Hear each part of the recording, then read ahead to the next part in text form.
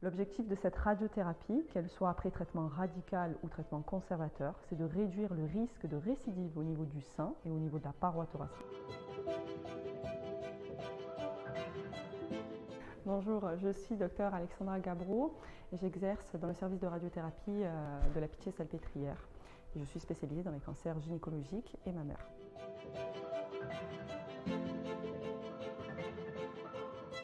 La radiothérapie est un traitement qui se fait en ambulatoire avec des séances quotidiennes d'une durée de 15 minutes par jour. 3 schémas sont actuellement validés, un schéma long de 25 séances, un schéma hypofractionné de 15 séances et un schéma hypofractionné extrême de 5 séances.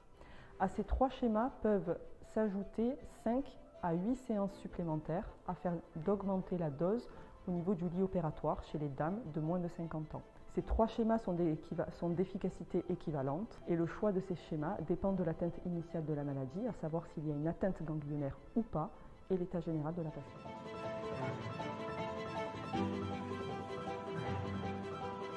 La radiothérapie mammaire adjuvante est systématiquement indiquée après traitement conservateur, c'est-à-dire après tumorectomie lorsque le sein est laissé en place, où l'intégralité du sein sera irradiée et non uniquement le lit opératoire. Elle est aussi indiquée après traitement radical par mastectomie, uniquement lorsqu'il y a atteinte ganglionnaire, c'est-à-dire que lorsqu'un ganglion de drainage est atteint, ou lorsqu'il y a 2 critères de mauvais pronostic associés, parmi lesquels on retient le grade 3, le statut triple négatif, l'âge jeune, inférieur à 40 ans, les emboles vasculaires et la taille tumorale supérieure ou égale à 2 cm.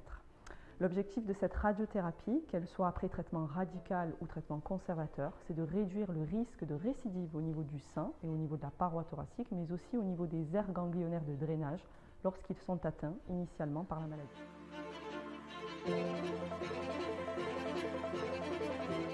Alors, l'effet indésirable le plus fréquent est la radioépithélite cutanée. Donc, elle correspond à une inflammation de la peau en lien avec la radiothérapie et prend l'aspect d'un coup de soleil.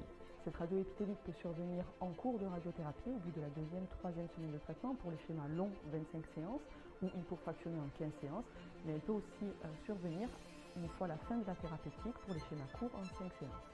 Le traitement passe par l'hydratation cutanée régulière et afin de ne pas majorer ce risque d'effet cutané, on demandera aux patientes d'éviter l'application de crèmes, de parfums et de déodorants avant les séances de radiothérapie afin de ne pas majorer le risque de photosensibilisation. Il faudra porter des vêtements doux tels que les cotons et la viscose, éviter la dentelle, se protéger du soleil, là uniquement la zone irradiée, et éviter les bains, ainsi que la baignade en eau de mer et en eau chlorée. Ce qu'il faut savoir, c'est que la radioépithélite n'est pas grave, elle est le signe du traitement et elle régresse une fois la thérapeutique terminée.